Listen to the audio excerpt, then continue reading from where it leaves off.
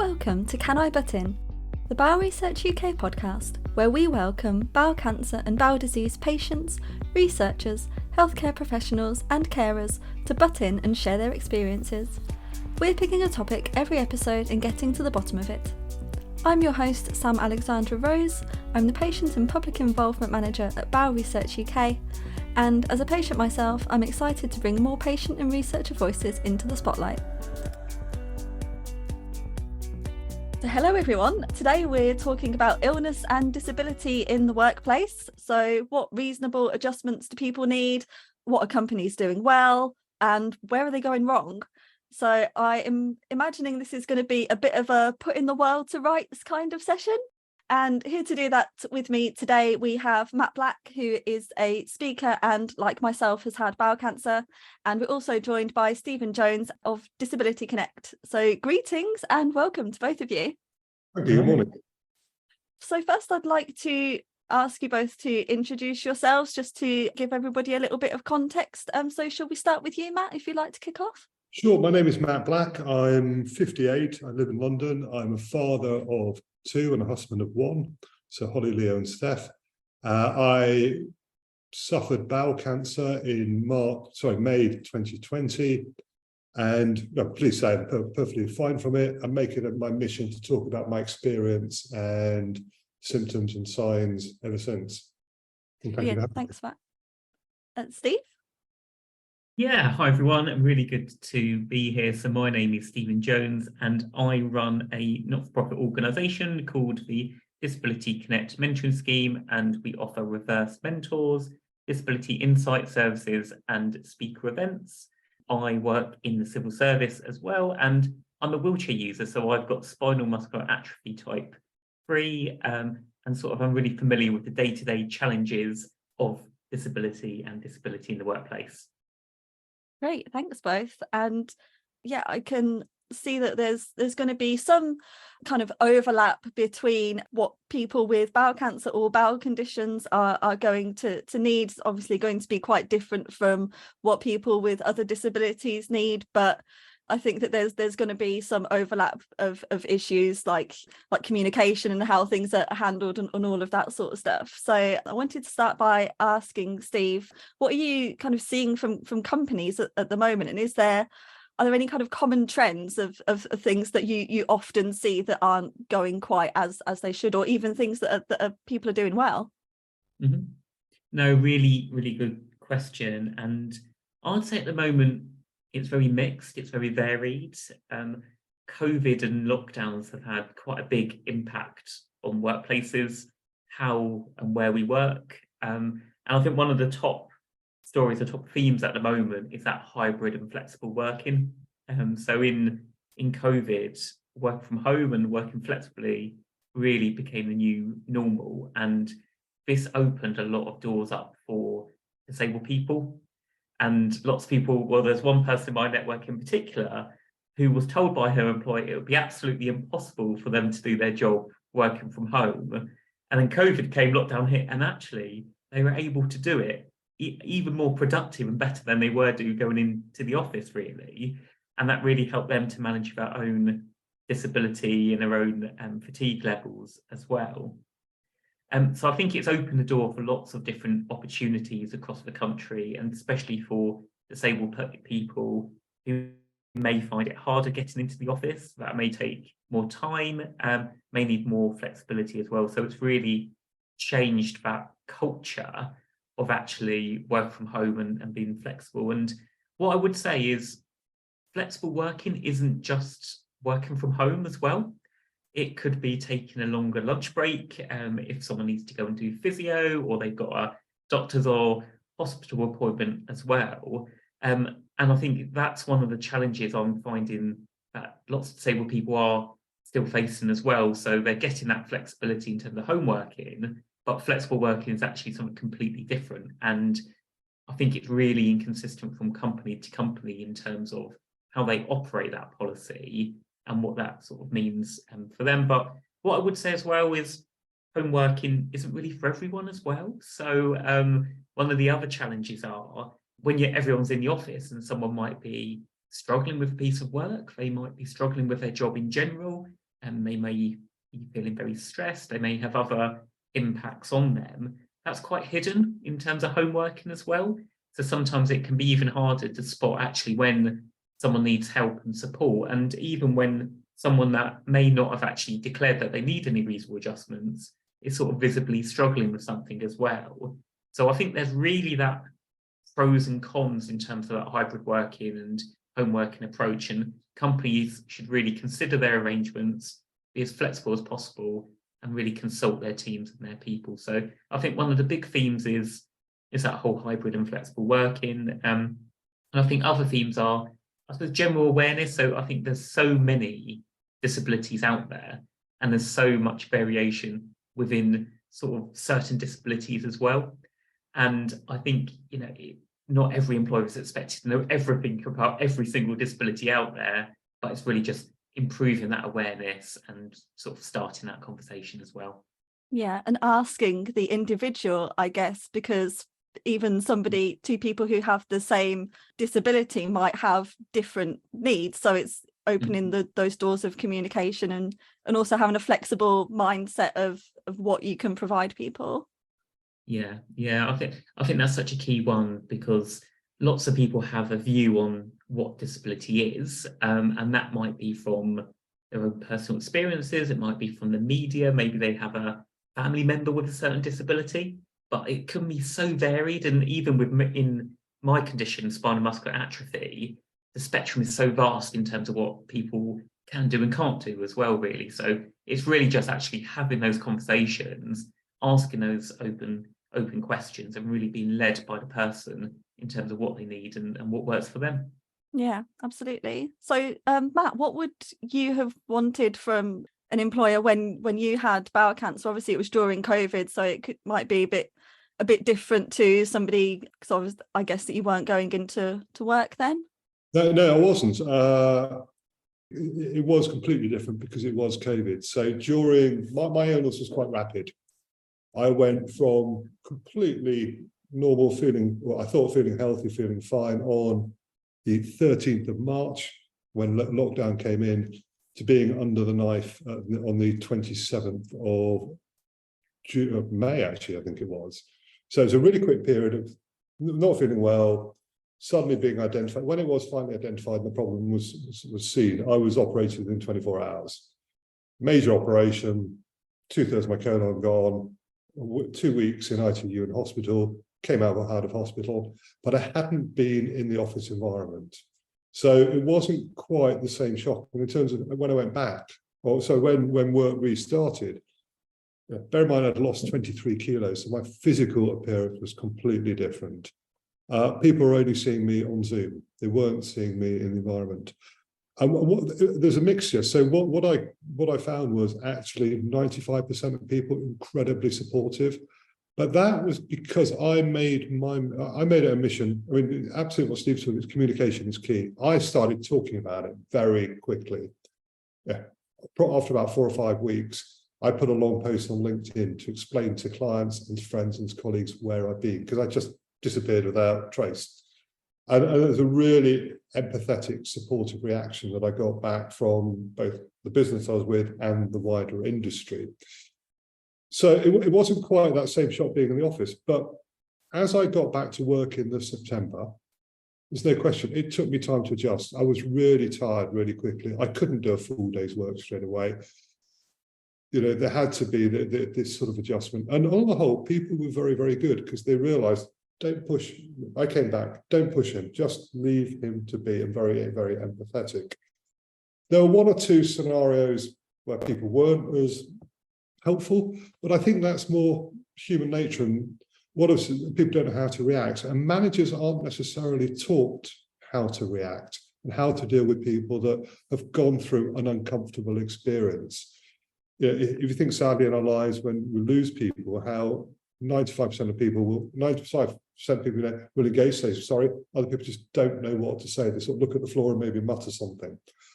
So in the same way, my message to anybody listening is, if you know someone going through this scenario, if you have a colleague, if you have an employee or employer going through it, dress it, head it up, say, how are you? or even just send a text, send a message. A one-line text makes all the difference to the recipient. It takes a minute at a time, and I know it's embarrassing sometimes, just how are you doesn't hurt. And that was the key. I did have I had a scenario where I just got back to, I've been back at work about a month, and my line manager said, I think we need to do your half-year appraisal. You were away in the summer when you missed it. Well, okay, that's quite an interesting approach to take, not necessarily the approach I might have taken. And it was very formal on Zoom. The first question of the day was, have you met all your objectives for the year? And I just looked blank at the screen and said, yes. And this guy was meaning financially. He said, how? I said, I've stayed alive. Which completely threw, and I just hit it. Yeah, I faced it straight on. It should never have been a position I was in. But I think I'd say to them listening, if you are, don't be shy about talking about what's happened, and don't be embarrassed about it. So it's a long-winded answer to say 95% of people are brilliant. Some people just in the work environment don't know what to say or what to do. And my biggest physical challenge, once I got back into that environment, I hate to say it, being a bowel cancer survivor, I hate using the word survivor, but having had bowel cancer, my need for toilets is a lot more regular than it ever was. And certainly after I've eaten, and ensuring that people are not embarrassed I have to get out of a meeting quickly. You know, that was one of the key physical challenges, as daft as it sounds. But you're just stressed and say, sorry, this is my problem, this is my challenge, see you in a few minutes. Yeah. So a long rambling answer. No, that's great. So yeah, it really sort of shows that there are, I mean, two very different reasonable adjustments there that can be made for you. One being the physical of, you know, needing to go to the toilet when you need to go, but then also a reasonable adjustment of not being asked if you've met your objectives when you've been off for so long, and having an appraisal, and just a little bit more thought into your work objectives and how those are handled as well also comes under a reasonable adjustment, right? I think it does. I think the problem is the person who asked that had never been trained to deal with someone in that scenario, and probably didn't have the social skills themselves to think about how to deal with that scenario. So it was just doing what they're programmed to do. I'm pretty sure had an HR person sat there, they'd been absolutely horrified, as most people would have been. But I only raise it is I think it's just so people think about who you're talking to, what the conversation is, and the reason behind it. And if it happens, you don't be shy of just giving a fairly blunt response. Yeah, and I love your response. I love that you said that you met your objective of staying alive. That is, to the point, and really. It also defused the situation, I hasten to add. Yeah. Saying that, a guy he realised that I heard an expletive. It was like, actually, this is the wrong way we've addressed this, isn't it? I said, yeah. And just thinking about kind of the communication issues as well. I mean, I always kind of rally against certain language that's used around cancer. So like the battle language, he's fighting, they've lost the battle, all of that sort of stuff. But I think that can also cause a problem, because as you say, people sometimes don't know what to say, and then sometimes they don't end up saying anything, which I messaged one of my friends to tell them that I was having surgery, and they just didn't reply to me. And then I sent them another message, I think a few weeks later, and they replied to that and said, oh, sorry, I didn't know what to say, and it just got, a certain amount of time passed and it got really awkward. And I'm thinking, fair enough, I don't like some of the language that people use, but I would still rather hear think positive or fight the good fight, or I don't know, whatever random stuff people might say. I would rather hear that than to have the situation completely ignored, both from friends and in the workplace. I would agree. I mean, I think in the instance of your friend, I think it's great they have the honesty to say, I didn't know what to say, because that is 90%. A lot of people don't know what to say, and it takes a lot to admit it. In my situation, I had a couple of people I thought were very, very close friends, and I never heard at all. And time went on, and I never heard. I thought, actually, if you're not here for me then, it's no, don't. It's the world moves on. Very few people are that. But again, I'm finding this, it's very hard, and people just don't know what to say. But please, anyone listen, say something. How are you? hope it goes okay. 1 line, 2 lines, doesn't matter. Yeah.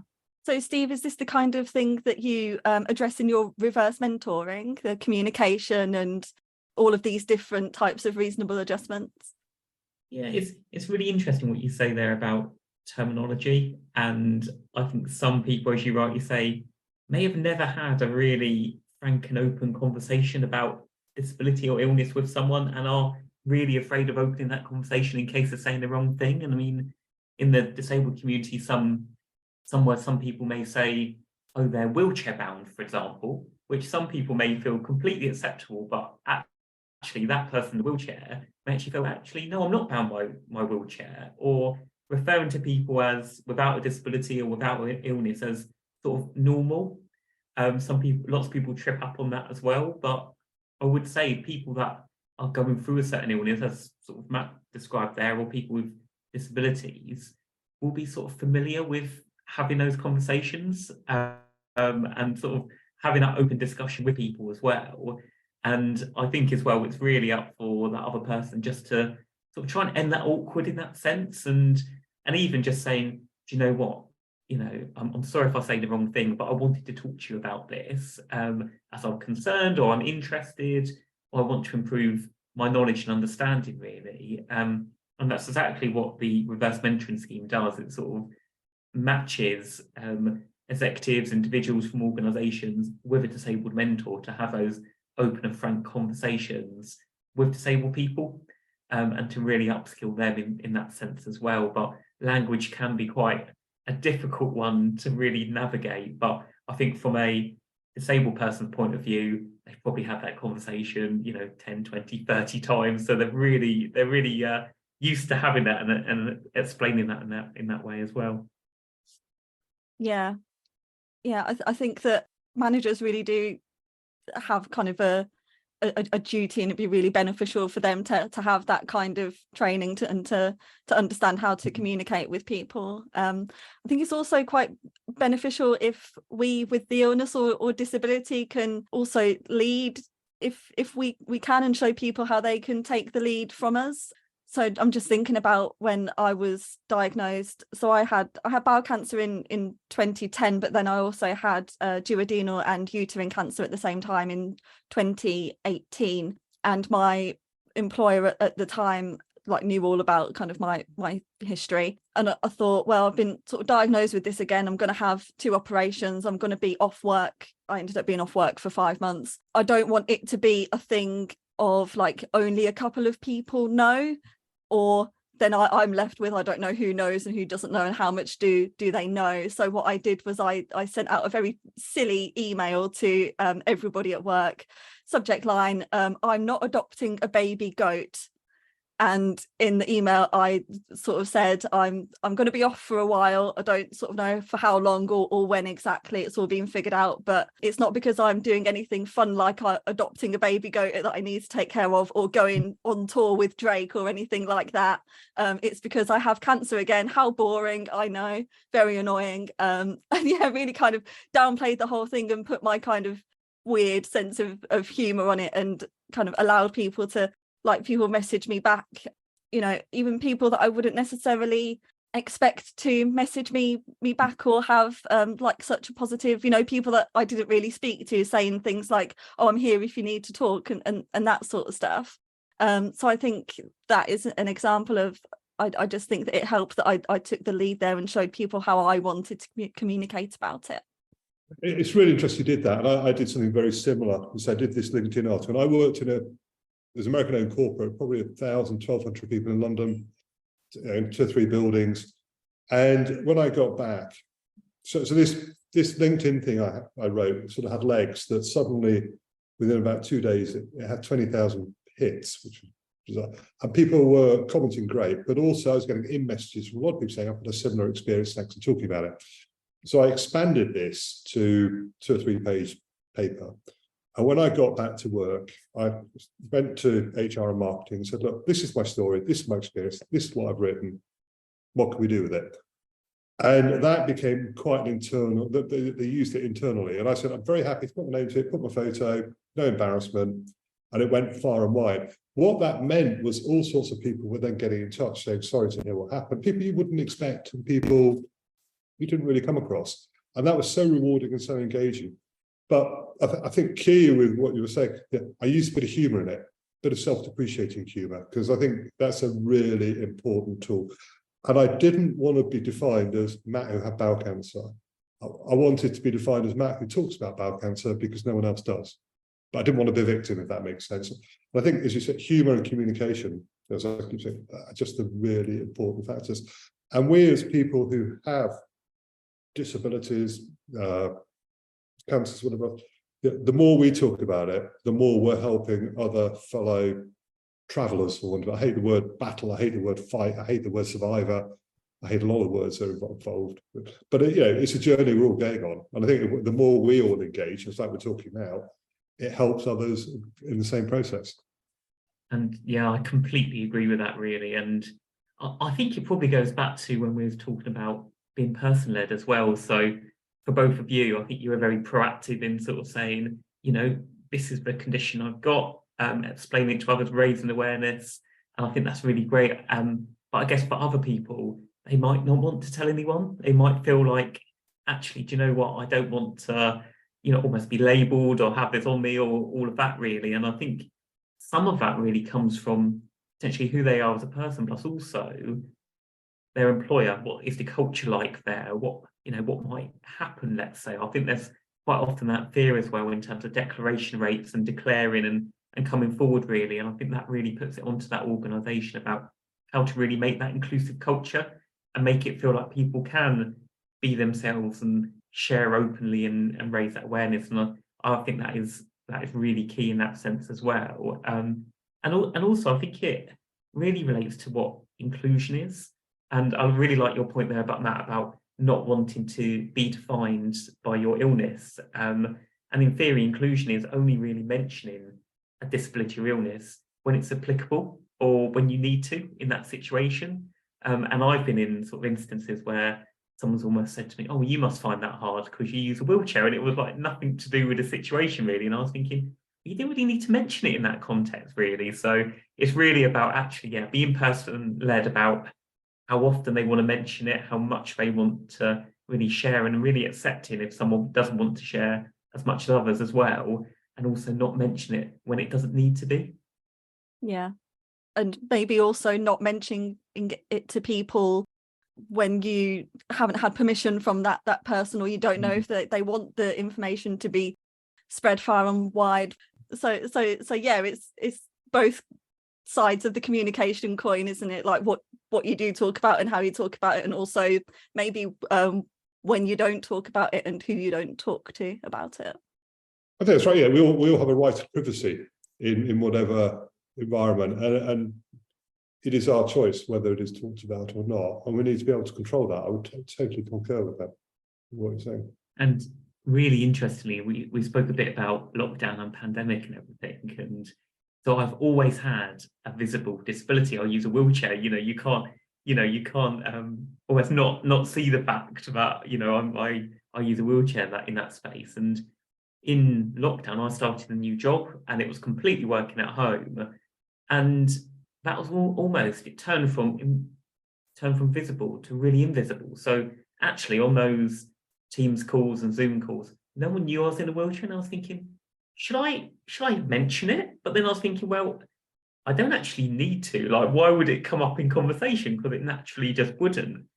And then it sort of went maybe like 6-9 months onwards, and then I think lockdown started to be lifted and venues were opening, and everyone was like, look, we never met each other. Why don't we go and do a team building event? And why don't we go into like Go Ape or something like that? And then I was thinking, well, I can't go to Go Ape and climb around all of these trees and everything. But then no one knows. So then it was almost that declaration of thing, like, do I then say, would that make it awkward? And really navigating around that, really. So I suppose it goes back to that point about, having that space and managers having that open conversation where people feel like they can declare and come forward, and having those one-to-one conversations when it's not all just about work. It can be about how work is related to your home life and all of that stuff, really.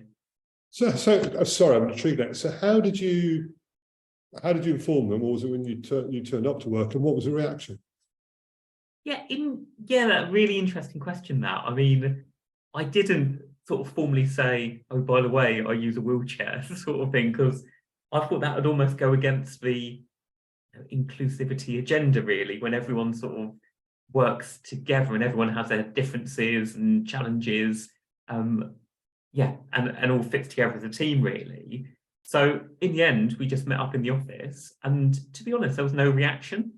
And that actually was a really good point, I think, because it actually meant that the people I was working with were really inclusive. They accepted lots of differences. They didn't make a big deal out of it. They didn't even mention it, sort of thing. And I think that was quite a good way for me to actually think, actually, the culture here is pretty good and it's pretty inclusive, sort of thing. But I have worked in other places where maybe I've met someone on a video call or on Teams or something like that, and they've said, oh, are you in a wheelchair? I've even been asked before, what happened? And that was quite hard hitting. So I've got a birth condition, and being asked what happened is almost like, I don't know, have I had an accident? Is there something wrong with me, really? And that goes back to that point about how impactful words can be sometimes as well. Yeah. And all of this kind of adds up to the company culture, doesn't it? So how people react in these situations and how people talk about it. I just wonder if there's a way to kind of see if there's like these red flags at a company before you start working there. That would be quite helpful, probably. I mean, the challenge is, the majority, I would say at least, companies have absolute best intentions of having the right culture, and people are human beings, and human beings are, on the whole, good people, want to engage, want to help, want to do the right thing, and would hope to have a very inclusive culture. To me, it comes down to clumsy individuals who aren't trained or aren't advised or have never had to deal with anything that might be slightly different. And therefore, it's about companies managing their people, or training their people, or making their people aware that there needs to be this element of this change. But I think it'd be very hard. Yeah, I would hope the majority of companies you look at and talk to today would naturally want to, or would have that culture ingrained in them. Yeah, I think that's a really interesting point, because the majority of people leave roles not because of the organisation, but more because of their manager. So their manager isn't supportive, or potentially there's challenges when it comes to diversity and inclusion, for example. And it is really interesting when you said there, Sam, about red flags in a company, because I recently did a piece of work with a company where we sort of analysed their inclusion strategy, their culture, got lots of feedback from their employees. And interestingly, the company policies were almost quite a lot less generous than actually how it worked on a day-to-day basis. So their sickness policy, for example, didn't really allow for many days off. It was quite sharp in terms of what it required from people. But actually, when talking to people that had worked there for a couple of weeks to up to 5-6 years, I actually found out that the managers are really supportive and let their staff have time off and all of that, and are really flexible, really. So I suppose it's about how those policies actually translate in that organisation on the ground and in the culture. Yeah, I mean, again, I come back to when I look at how individuals react. One of my sort of mentors and old bosses, I call him Alan, who's now in his early 70s, I suspect has never done an HR training course in his life. I never read an HR training course book. But the warmth and support of the messages he sent me as soon as he knew I was in hospital, not just to me, but to my wife. And it was, what can I make sure the company does? What can we do? How can we do this? Let me know if you need anything. And these were constant. It wasn't just one-offs. So again, it comes back to people's inbuilt culture and personality as well. That's always, it's really important. People don't move through because of job necessarily, it's people and managers. And that's always a challenge. And I think one of my observations or comments to people listening who are involved in the business world, just keep an eye, look out at your managers where you know you've got someone going through that situation, any of the situations we've described just now. You're not directly managing, you know someone else. Keep an eye open. Just check that they're doing or saying, not just doing the right thing, because it comes from the top. And it's unfair a company might get bounced or labelled because of certain individuals when it's not their intention at all.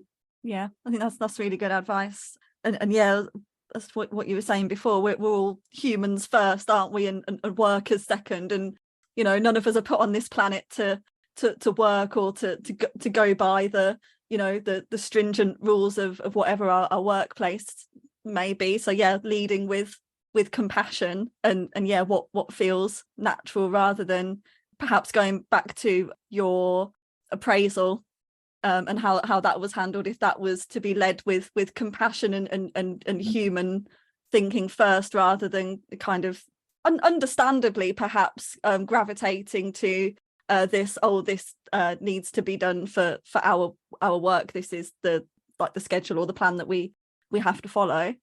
It's given me hours of entertainment telling the story since. That's always something good to come out of it, isn't it? I will say one good thing about my well, actually there's lots of good things to say about my previous employer, because they did they did always lead with compassion, and they handled my last cancer diagnosis extremely well. And I was off from September to February, and then did kind of part-time hours sort of coming back in after surgery. So yeah, I was off work for 5 months in total, and they did pay me in full for those 5 months, which I don't know what their policy was, or if they, you know, felt they had to do it or whatever, but just to have that to be, you know, financed to not be one extra thing to have to worry about on top of everything else that a cancer diagnosis brings was excellent.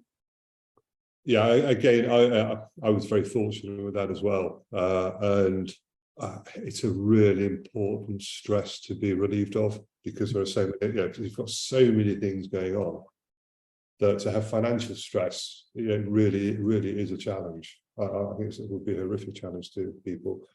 And again, you know, the majority of businesses, why they quite rightly have to have a policy and have to have rules and regulations set out, I would hope, you know, do tend to be relatively flexible in this scenario. Yeah. Okay. Well, I guess we're kind of coming to the end. Is there anything else that either of you would like to add? Are there any other takeaways that you would like organisations or employees to come away with after listening to us today? No, look, I think I would just say, you know, it's a two-way thing. It's about employees and employers to address the matter. You know, I think as importantly, take the embarrassment out of it, be proactive from both sides. Address the issue, talk about it. Some people don't want to talk about it, and that might be managers, it might be people who've gone through something. If it's clear someone doesn't want to talk about it, raise the subject. Don't embarrass anyone, but raise the subject. Or we come back to as simple as you said, are you, you know, a text, are you okay? Or a conversation, are you okay? Don't let someone be defined by what they've had, but acknowledge they may have gone through something that's quite difficult. I think is my sort of message to all parties here. Yeah, really support what Matt said there, and completely agree. Really, I think as well, a real big one is, I suppose, don't assume anything as well. So I think with employers, sometimes even when recruiting disabled people, employers might think, oh, they won't be as productive, they may not work as hard, they will need time off all of the time, really. And lots of employers have come really long way in terms of really providing a real inclusive recruitment practice. But I think it's almost being aware of what those unconscious biases may be in people as well, and really not making any assumptions, just opening that conversation and trying to have a real open and honest conversation with that person about their disability, what reasonable adjustments they need to sort of help them to perform the same level as everyone else, really. So I think reasonable adjustments are such a key thing, and make such a big difference to lots of disabled individuals as well. So I would say really be person-led, really recognise that everyone is different, and open that conversation. Brilliant. Thanks both. Steve, if a company wants to use your reverse mentoring services, how might they go about getting in touch with you? Yeah, of course. So we've got a website, so it's disabilityconnect.org.uk, or you can email us at info@disabilityconnect.org.uk, and we're also on Twitter and LinkedIn. Great. Thank you so much for talking to me about this today. It's been a really interesting discussion, so thanks a lot. Thank you for inviting me. Cheers. Thank you for listening to Can I Butt In? This podcast was brought to you by Bowel Research UK. Find out more about the charity, our work and how you can get involved. Visit bowelresearchuk.org, where you can join our People and Research Together network, or PART, read about our research, campaigns and fundraising, or make a donation to support the vital work we do. Let's end bowel cancer and bowel disease.